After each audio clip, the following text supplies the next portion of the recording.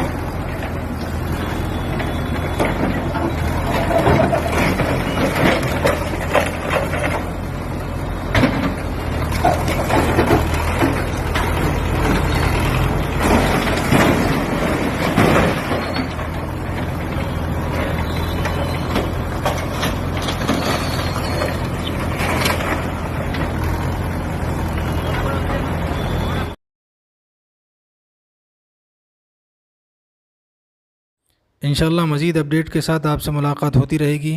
आपसे गुजारिश है चैनल को सब्सक्राइब करें। अल्लाह हाफ़िज़।